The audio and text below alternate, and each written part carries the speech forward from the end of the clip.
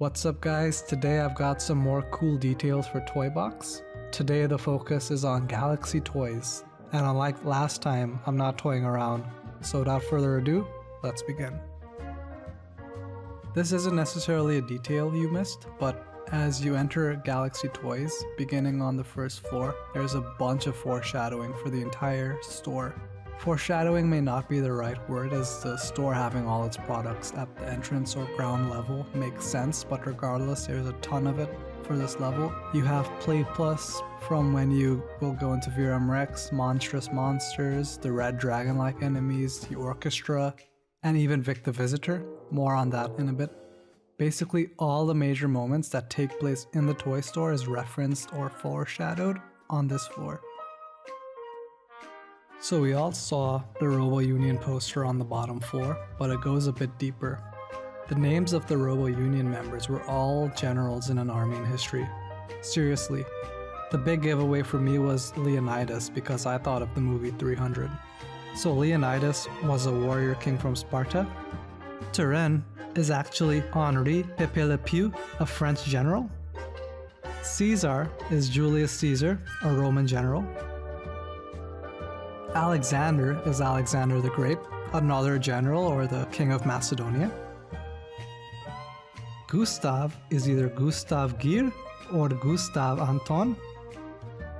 Both were generals under Nazi Germany.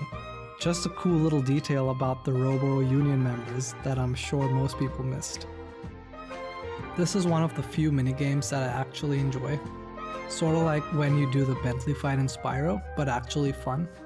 I bet you didn't know that the traffic lights are your health, so if Sora or whoever he's fighting loses all the colors in their traffic lights, they lose. The bonus is you get a strength boost. This minigame is just as easy and critical for those of you wondering. This is one of the best details for the level. There is a map for all three floors, so on the bottom floor by the cash registers, you can see the floor maps for all the levels. It's actually pretty accurate.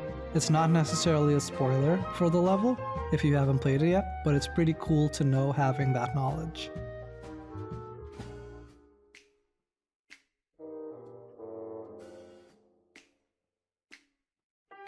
There is also a poster near the front door that gives the names of the parts of the store. This is my favorite one. I don't know where to start with this one. First things first, you can see him in the middle of the foreshadowing wall. However, he has no big exhibits like his counterparts. However, all around the store, there are these boxes with Vic the Visitor. Outside the shopping carts have Vic the Visitor, because why not? And when you hit the cash registers, Vic the Visitor shows up for a second. The middle area has the Vic the Visitor UFO at the very top of the store. What makes it my favorite is that I think Vic the Visitor, or his heartless version, is the final boss for Toy Box. I mean, the UFO boss and Vic being the only UFO toy in the entire store makes it easy to draw similarities between Vic and the King of Toys. The head of the enemy even resembles the Vic toy. Sure, the journal says its name is the King of Toys, but we know it's Vic. One thing about Kingdom Hearts 3 is whoever wrote the journal entries had a sense of humor. This line right here, "As toys go, not much fun. Golden." Onto the gameplay stuff, you can actually push the cars. Check out Sora's gravity-defying run.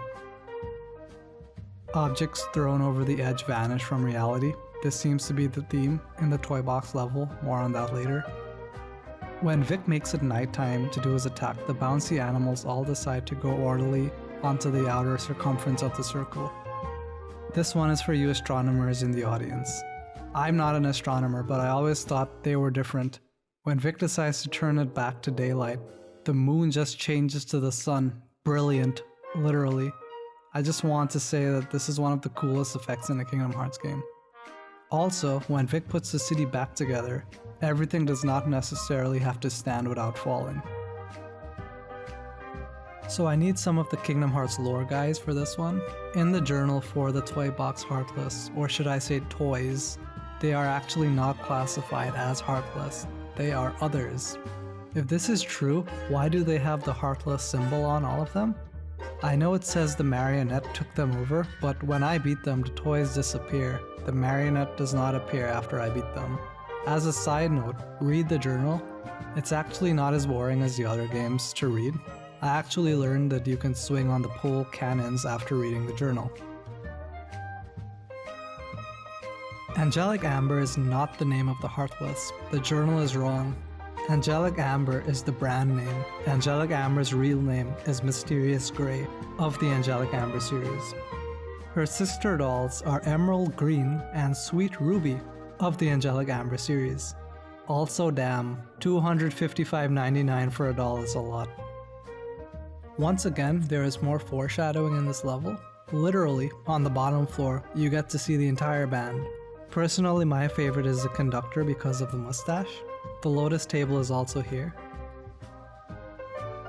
Now when you go to the top where the band is, whichever way you run the record will play. So while you're running on the record, the stage will light up.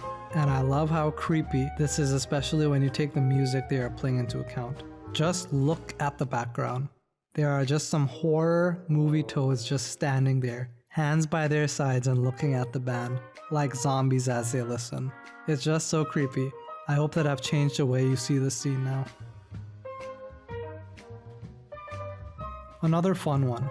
For some reason, some of the toys are only visible within a certain perimeter. If you push the toys down, they disappear.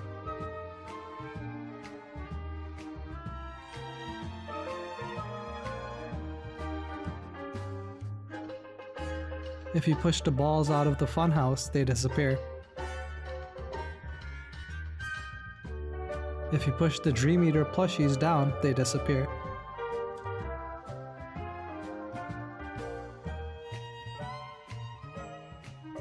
Even the little furniture. Not sure why this happens, but I thought I should mention it. This may not mean much to you if you haven't seen the Toy Story special, That Time Forgot. However, in the special, Bonnie goes to one of her friends' house and ends up playing video games with them. Meanwhile, the toys discover another playroom dominated by these toys, the Battlesaurs. And this entire section is a reference to that special. That Time Forgot was an enjoyable special, and I applaud Square for the reference. I love the playground rules. One of those little details that I know for sure that I missed when playing before. Within the toy store, there's rules for the children to follow, even if they can't read it. It says no shoes, and there are these little drawers for children to put their shoes in. I know it sounds obvious, but they actually put the drawers. If the Lost and Found board has a variety of items that is lost, I'd like to say that whoever draws the items under the number is very good. The keychain and fish are very good. They even added the bubble, which is a nice detail that makes me wish that Nemo was in this game. Maybe Kingdom Hearts 4? Fix what frog? I don't think there's a frog in this level. I guess that's why there's a question mark there, because there's nothing to fix because there's nothing there. You know what's weird? I would buy this parrot right now if I could. I don't have the patience to teach a real parrot, and this parrot's wings rotate. Who wouldn't want that? Plus you don't have to feed it or clean up after it, and most importantly, it requires no love. This one is cool, the paint board. So I never bought anything like this in my life, but the drawing on the actual paint board is so funny. Someone actually had to okay this before it made it to Galaxy Toys. And these paintings are terrible. I mean, I can do these, and I'm terrible. I'm not expecting Picasso to be drawing on these, but this just looks too close to reality of what I would expect kids to draw on them. Thank you for watching. This video is part 2 of 3 for Toy Box that I'll be making. In the next video, I'll analyze the game store, as I'm sure you all would like to hear my thoughts on that amongst other things. See you next time.